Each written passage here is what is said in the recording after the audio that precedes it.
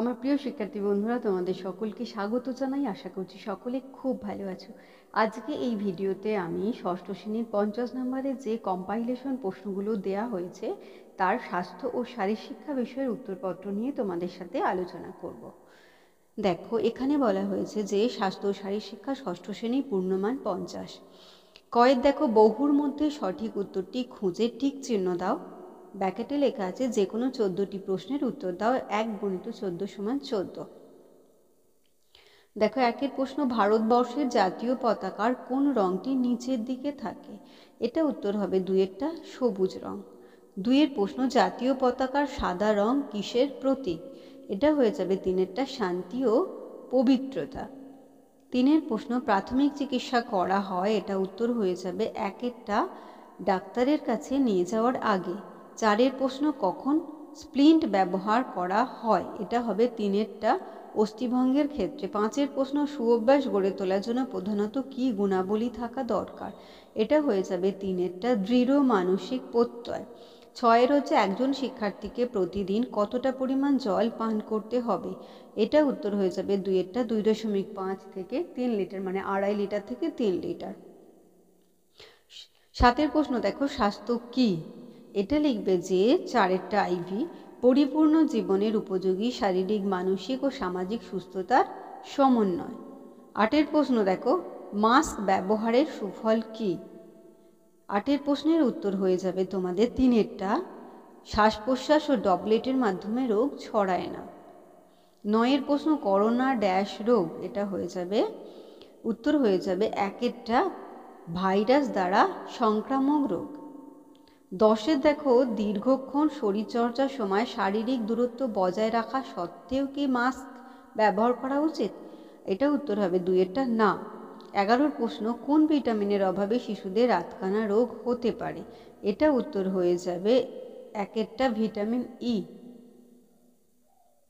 12-এর প্রশ্ন দেখো, পরোপকার ও সমাজসেবামূলক কাজ করা? এটা হয়ে যাবে উত্তরটা 1-এরটা, সু অভ্যাস। 13-এর প্রশ্ন, খাবার থালা বাসন মাজার জন্য কোন ধরনের জল ব্যবহার করা উচিত? 13-টা উত্তর হয়ে যাবে 2-এরটা, বিশুদ্ধ জল। 14-টা দেখো, মানবদেহে জলের প্রয়োজন হয় কেন? 14-টা উত্তর হয়ে যাবে 4-এরটা, দেখো কেন হচ্ছে, যে রক্ত সঞ্চালনে সাহায্য করতে, আবার পরিপাক ও দেহ গঠনে সাহায্য করতে, দেহকোষে জলের সমতা বজায় রাখতে, মানে এই সবগুলোই ক্ষেত্রেই মানবদেহে জলের প্রয়োজন। তাই 14টা হয়ে যাবে আইভি বা 4-এরটা, সব কয়টি ক্ষেত্রে। আচ্ছা, এইবার দেখো আমাকে ক্ষয়ের বলেছে উপযুক্ত শব্দ বসিয়ে শূন্যস্থান পূরণ করো। দেখো, 1-এরটা, ভারতের জাতীয় পতাকার সাদা রঙের অংশটি ড্যাশ, নীল রঙের অংশটি ড্যাশ কাঁটা বিশিষ্ট চক্র বসানো থাকে। ভারতের জাতীয় পতাকার সাদা রঙের অংশটি ড্যাশ, সাদা রঙের অংশটি এখানে শূন্যস্থানে লিখবে মাঝখানে, নীল রঙের ড্যাশ এখানে লিখবে 24টি। তাহলে হয়ে গেল, ভারতের জাতীয় পতাকার সাদা রঙের অংশটি মাঝখানে, নীল রঙের 24টি কাঁটা বিশিষ্ট চক্র বসানো থাকে। 2-এরটা দেখো, জাতীয় শোক প্রকাশে জাতীয় পতাকা অর্ধনমিত থাকার দিনেও জাতীয় পতাকা প্রথমে ড্যাশ তুলে, এইটা হবে সম্পূর্ণ তুলে, তারপর দণ্ডের ড্যাশ পর্যন্ত নামাতে হবে, এখানে লিখবে মাঝখান বা মাঝখানে পর্যন্ত নামাতে হবে। আচ্ছা, এরপর আমরা চলে যাব 3-এর, দেখো, আহত ব্যক্তির শ্বাস বন্ধ হওয়ার উপক্রম হলে দ্রুত কৃত্রিম ড্যাশ চালানোর ব্যবস্থা গ্রহণ করতে হবে, শূন্যস্থানে লিখবে শ্বাসযন্ত্র। 4-এরটা, বিদ্যালয়ের প্রাথমিক চিকিৎসার বাক্সে কিছু প্রয়োজনীয় ড্যাশ থাকা আবশ্যক, এটা লিখবে ওষুধ। 5-এর, স্বাস্থ্য অমূল্য ড্যাশ, এটা লিখবে সম্পদ, স্বাস্থ্য অমূল্য সম্পদ। 6-এরটা হচ্ছে মধুমেহ ড্যাশ ব্যাধি, 6-এরটা হয়ে যাবে অসংক্রামক ব্যাধি। 7-এর দেখো, বিশুদ্ধ বায়ু বর্ণ ও ড্যাশহীন হবে, এটা হবে গন্ধ, বিশুদ্ধ বায়ু বর্ণ ও গন্ধহীন হবে। 8-এরটা দেখো, ড্যাশ এক প্রকার সংক্রামক রোগ, এটা হয়ে যাবে, অনেক রোগ আছে, তোমরা যে কোনো একটি লিখবে, আমি এখানে বলছি যে কলেরা এক প্রকার সংক্রামক রোগ। 9-এরটা দেখো, রোগ ড্যাশ হলে আমাদের শরীর দুর্বল হয়ে যায়, এখানে 9-এর উত্তর হয়ে যাবে সংক্রমিত, শূন্যস্থানে লিখবে সংক্রমিত। 10-এরটা দেখো, অসংক্রামক রোগ জিনগতভাবে ড্যাশ থেকে আসতে পারে, তোমরা শূন্যস্থানেতে লিখবে পূর্বপুরুষ থেকে আসতে পারে। 11-এর প্রশ্ন দেখো, মানুষ যখন কোনো কিছু শেখে তা বারবার পুনরাবৃত্তি করে বা করার চেষ্টা করে একে বলে ড্যাশ, এটা হবে অভ্যাস। আচ্ছা এবার দেখো গয়ের বলা হয়েছে সারণীর মধ্যে সমতা বিধান করো, 1 × 6 = 6, বাঁদিকের সঙ্গে ডান দিকের অংশ মেলাও। দেখো কয়ের বলা হয়েছে সবুজ রং, এইটার সঙ্গে এখানে মিলে যাবে 6এরটা সুজলা সুফলা সমৃদ্ধ ভূমি ও তারুণ্যের প্রতীক। ক্ষয়ের দেখো বাঁদিকের ক্ষয়ের অচৈতন্য ব্যক্তি, এটা হয়ে যাবে 2এরটা দ্রুত জ্ঞান ফেরাতে হবে। গয়ের দেখো অশোক চক্র, এটা হয়ে যাবে 3এরটা গয়ের হয়ে যাবে যে অবাধ অগ্রগতির প্রতীক। ঘয়ের দেখো ত্রিবর্ণ রঞ্জিত, ঘয়েরটা হয়ে যাবে 7এরটা ভারতের জাতীয় পতাকা। উঙয়টা হচ্ছে স্বল্প রক্তপাত হচ্ছে, এটা হয়ে যাবে 1এরটা ক্ষতস্থান আঙুল দিয়ে চেপে ধরতে হবে। জয়ের হচ্ছে প্রাথমিক চিকিৎসার পরে রোগীকে, এটা উত্তর হয়ে যাবে 5এরটা দ্রুত স্থানান্তরকরণের ব্যবস্থা করতে হবে। আচ্ছা এরপর দেয়া হয়েছে দেখো ঘয়ের প্রশ্ন, নিচের ফাঁকা ছকটি পূরণ করো। ইন্দ্রিয়ের নাম দেয়া হয়েছে চোখ, ত্বক আর দাঁত। আর এখানে দেখো ইন্দ্রিয়ের যত্নের নিয়মগুলি বর্ণনা করো, মানে তোমাকে চোখের কি করবে কি করবে না, ত্বকের কি করবে কি করবে না, আর দাঁতের কি করবে কি করবে না, এগুলো এখানে লিখতে হবে। এরকম ঘর করে নিয়ে তোমরা লিখবে। চোখের ক্ষেত্রে দেখো তোমাদের যে স্বাস্থ্য শারীর শিক্ষা বই আছে কি করবে আর কি করবে না, সেক্ষেত্রে তোমরা চোখের ব্যাপারটা পেয়ে যাচ্ছ তোমাদের বইয়েতে। দেখো একটু তোমাদের বইয়ে এই দেখো এখানে পেয়ে যাচ্ছ চোখের ব্যাপারটা, 22 নম্বর পাতাতে এটা পেয়ে যাচ্ছ। দেখো কি করবে করবে নাতে তোমরা, মানে চোখের যত্নের ক্ষেত্রে প্রথমে তোমরা 1এর পয়েন্টটা লিখতে পারো যে পরিষ্কার ঠান্ডা জল দিয়ে চোখ পরিষ্কার করা উচিত।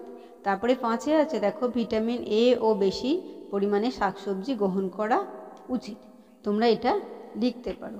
তারপরে দেখো বলা হয়েছে যে কি করবে না, কি করবে নাটাও দেখো এখানে রয়েছে যে তোমরা 6এরটা দিতে পারো যে কম বা খুব বেশি হলে পড়াশোনা করা উচিত নয়। আর 3 নম্বরে আছে দেখো হাতের আঙুলের সাহায্যে চোখ না চুলকানো উচিত। তাহলে তোমরা এবার এখানে কি লিখবে দেখো, এখানে কি করবেতে তোমরা তাহলে কি লিখবে, পরিষ্কার ঠান্ডা জল দিয়ে চোখ পরিষ্কার করা উচিত। তারপর 2 নম্বর দিয়ে তোমরা লিখবে যে ভিটামিন এ ও বেশি পরিমাণে শাকসবজি গ্রহণ করা উচিত।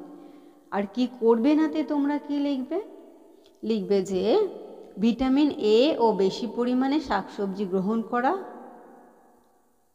আচ্ছা উচিত, এটা করবেতে লিখবে। আর করবে নাতে লিখবে যে কম বা খুব বেশি আলোয় পড়াশোনা না করা উচিত, কম বা খুব বেশি আলোয় পড়াশোনা না করা উচিত।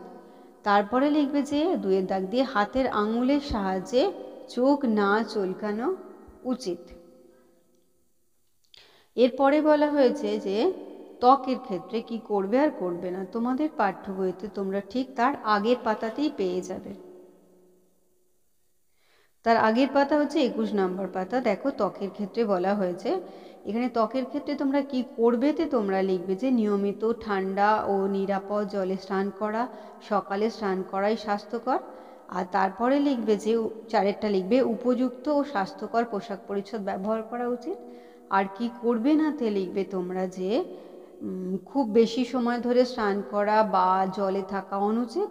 আর একটা 2এর দাগে যেটা লিখবে সেটা হচ্ছে অপরিষ্কার ও অস্বাস্থ্যকর পোশাক পরিচ্ছদ ব্যবহার করা অনুচিত। চলো আমরা এবার ঘরেতে একটু দেখিয়ে দিই।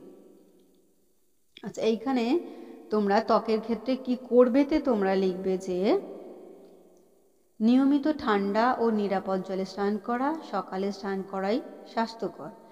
তারপরে লিখবে যে উপযুক্ত ও স্বাস্থ্যকর পোশাক পরিচ্ছদ ব্যবহার করা উচিত। আর ত্বকের ক্ষেত্রে কি করবে নাতে তোমরা লিখবে যে খুব বেশি সময় ধরে স্নান করা বা জলে থাকা অনুচিত। আর 2এর দাগ দিয়ে লিখবে অপরিষ্কার ও অস্বাস্থ্যকর পোশাক পরিচ্ছদ ব্যবহার করা অনুচিত। তারপরে তোমাকে বলা হচ্ছে দাঁত। আচ্ছা এইটা তোমরা তোমাদের পাঠ্য বইয়েতে পেয়ে যাবে, ঠিক তার পরের পাতাতে 22 নম্বর পাতাতে পেয়ে যাবে। চলো আমরা একটু দেখে নিই। এই দেখো দাঁতের ক্ষেত্রে কি করবে আর কি করবে না তে লিখবে যে প্রথমে তোমরা কি করবে তে লিখবে যে প্রতিবার খাওয়ার পর দাঁত ব্রাশ করা, ব্রাশের সময় নরম ব্রাশ ও উপযুক্ত দাঁতের মাজন ব্যবহার করা উচিত। তারপরে 5 নম্বরেরটা লিখতে পারো যে ভিটামিন এ, সি ও ডি যুক্ত খাদ্য উপযুক্ত পরিমাণে গ্রহণ করা উচিত। এখানে অনেকগুলো করে যেগুলো করা উচিত অনুচিত সেগুলো দেয়া আছে, তোমরা তোমাদের পছন্দ মতো লিখতে পারো। এবার দেখো যেটা কি করবে নাতে লিখবে যে 3 ধূমপান, পান ইত্যাদি খাওয়া ইত্যাদি কঠোরভাবে নিষিদ্ধ। তারপর 4 লিখতে পারো যে শিশুদের ক্ষেত্রে অতিরিক্ত মিষ্টি জাতীয় খাদ্য, চকলেট ইত্যাদি কম পরিমাণে দেয়া উচিত। চলো আমরা এবার 6 একটু লিখে নিই।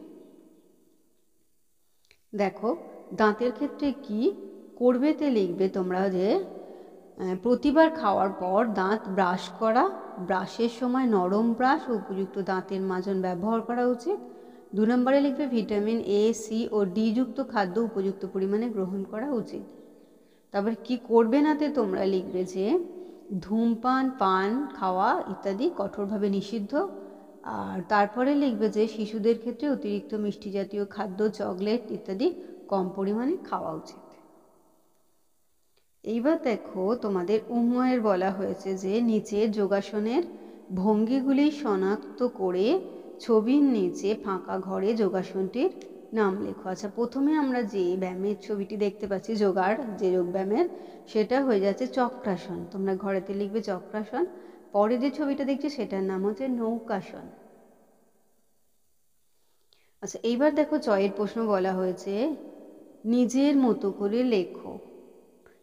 1 প্রশ্ন হচ্ছে সুঅভ্যাস গঠনের নিয়মগুলি লেখো। 2 হচ্ছে অসংক্রামক রোগের কারণগুলি তালিকাভুক্ত করো। 3 হচ্ছে নোভেল করোনা ভাইরাস রোগ প্রতিরোধে আমাদের কি কি পদক্ষেপ গ্রহণ করা উচিত। দেখো প্রথম 1 নম্বরের কোশ্চেনে 2 আছে, পরেরটা 3, তারপরেরটা তো 3, মোট 8 নম্বর আছে। দেখো সুঅভ্যাস গঠনের নিয়মগুলি হলো এই 1 প্রশ্নটার উত্তর তোমাদের বইয়ে তোমরা 26 নম্বর পাতাতে পেয়ে যাবে। এই দেখো 26 নম্বর পাতাতে সুঅভ্যাস গঠনের নিয়মগুলি রয়েছে। তোমরা প্রথম পয়েন্টে লিখবে যে দৃঢ় মানসিক প্রত্যয়। লিখবে যে সুঅভ্যাস গঠন করতে হলে দৃঢ় মানসিক প্রত্যয় দরকার। দৃঢ় প্রতিজ্ঞা নিয়ে কাজ শুরু করলে যে কোনো সুঅভ্যাস গঠন করা যায়। প্রতিদিন যদি সকালে ঘুম থেকে ওঠার অভ্যাস গঠন করতে চাও তবে যতই ঘুম পাক ভোরে উঠতেই হবে এবং মানসিকভাবে প্রস্তুত হয়ে নির্দিষ্ট সময় শুতে হবে। 2 পয়েন্টে লিখবে তোমরা সদুপদেশ। সুঅভ্যাস গঠনের জন্য যেন উদ্দেশ্য থাকে, ভালো উদ্দেশ্য নিয়েই সুঅভ্যাস গড়ে ওঠে। উদাহরণ হিসেবে বলা যায় তুমি বন্ধুদের সঙ্গে লড়াই করার উদ্দেশ্য নিয়ে যদি নিয়মিত ব্যায়াম করো তবে তা সুঅভ্যাস বলে গণ্য হবে না। 3 নম্বর পয়েন্টে লিখবে যে শারীরিক ও মানসিক তৎপরতা। লিখবে সুঅভ্যাস গঠন করতে হলে শারীরিক ও মানসিক তৎপরতা দরকার। সময় নষ্ট না করে সাথে সাথে দ্রুততার সাথে কাজে নেমে পড়তে হবে। যদি মনে করো ফুলের চাষ করবে তবে তাড়াতাড়ি হাতের কাছে যতটুকু জমি আছে তা কাজে লাগিয়ে ফুলের গাছ পুঁতে দাও, বসে থাকলে চলবে না। 4 নম্বর পয়েন্টে লিখবে নিয়মিত অভ্যাস। সুঅভ্যাস গঠন করতে হলে কাজটা বারবার বা নিয়মিত করতে হবে। একদিন করে বসে থাকলে সেটি অভ্যাস হবে না। ব্যায়াম বা শরীরচর্চার অভ্যাস করতে হলে তা নিয়মিত বা রোজ অনুশীলন করতে হবে। 5 হচ্ছে প্রেরণা। অভ্যাস গঠনের জন্য প্রেরণা দরকার। বাড়ির বড় বা গুরুজন, কোনো বিশেষ ব্যক্তি, সহপাঠী বা বন্ধুদের প্রেরণায় সুঅভ্যাস গড়ে ওঠে। আবার নিজস্ব মানসিক প্রেরণায় এই অভ্যাস গড়ে উঠতে পারে। 6 নম্বরে লিখবে সুবন্ধুর সঙ্গ। সুঅভ্যাস গঠনের জন্য সুবন্ধুর সঙ্গ প্রয়োজন। সমাজের বিভিন্ন স্তরে ও বিদ্যালয়ে এমন বন্ধু বা ব্যক্তির সঙ্গে তোমাদের ওঠা বসা করতে হবে যাদের মধ্যে অনেক সুঅভ্যাস আছে, তাহলেই তোমরা অনেক সুঅভ্যাস গঠন করতে পারবে। এবার 2 প্রশ্ন দেখো অসংক্রামক রোগের কারণগুলি তালিকাভুক্ত করো। তোমাদের পাঠ্য বইতে তোমরা 30 পাতাতে এর উত্তরটা পেয়ে যাবে। এই দেখো অসংক্রামক রোগের কারণ ক খ করে লিখবে। জিনগতভাবে পূর্বপুরুষ থেকে আসতে পারে, ক্ষয়েরটা অসংযমী জীবনযাপন করলে, গয়ের অপুষ্টিজনিত কারণে, ব্যাকেটে দেবে অতিপুষ্টি ও অনুপুষ্টি দুটির কারণে, ঘয়ের ভিটামিন ও খনিজ লবণের অভাবে, উঙয়ের যথোপযুক্ত ব্যায়াম বা শারীরিক সঞ্চালনের অভাবে। প্যাকেটে লিখবে এগুলিকে বলা হয় গতিহীনতাজনিত রোগ বা হাইপোকাইনেটিক ডিজিজ। ছয়ের হচ্ছে অতিরিক্ত মানসিক চাপের কারণে, ছয়ের প্রতিদিন 1 ঘন্টার বেশি সময় ধরে মধ্যম মাত্রার শরীরচর্চা না করা। বর্গী ছয়ের হচ্ছে ভেজাল, রং দেয়া, রাসায়নিক পদার্থ মেশানো খাবার খাওয়া। এরপর দেখো 3 প্রশ্ন বলা হয়েছে নোভেল করোনা ভাইরাস রোগ প্রতিরোধে আমাদের কি কি পদক্ষেপ গ্রহণ করতে হবে। তোমাদের পাঠ্য বইতে তোমরা 29 এবং 30 নম্বর পাতাতে উত্তরটা পেয়ে যাবে। এই দেখো করোনা নিয়ন্ত্রণে কি করতে হবে। কয়ে লিখবে যে বারবার হাত ধোয়ার অভ্যেস করতে হবে। ক্ষয়ের অ্যালকোহল আছে এমন হ্যান্ড বার অবলিক দেবে সাবান ও জল দিয়ে হাত ধুতে হবে। গয়ের হচ্ছে হাঁচি কিংবা কাশির সময় নিজের জামার হাতার ওপরের অংশ দিয়ে বা রুমাল অথবা টিস্যু দিয়ে নাক ও মুখ ঢেকে রাখতে হবে। ব্যবহার করা হয়ে গেলে সঙ্গে সঙ্গে টিস্যু ঢাকনা দেওয়া ময়লা ফেলার পাত্রে ফেলে দিতে হবে। ঘয়েরটা হচ্ছে অনেক লোক উপস্থিত আছে এমন স্থান বর্জন করতে হবে। উঙয়ের হচ্ছে যদি অসুস্থতা বোধ হয়, ব্যাকেটে লিখবে জ্বর, শ্বাসকষ্ট, কাশি, তাহলে ডাক্তার দেখাতে হবে। ডাক্তার দেখাতে গিয়ে মাস্ক কিংবা কাপড় দিয়ে নাক ও মুখ ঢেকে রাখতে হবে। চয়ে লিখবে যদি অসুস্থতা বোধ করো তাহলে আগামী 21 দিনের জন্য সবার সঙ্গে মেলামেশা বন্ধ রাখতে হবে এবং একটি পৃথক ঘরে থাকতে হবে।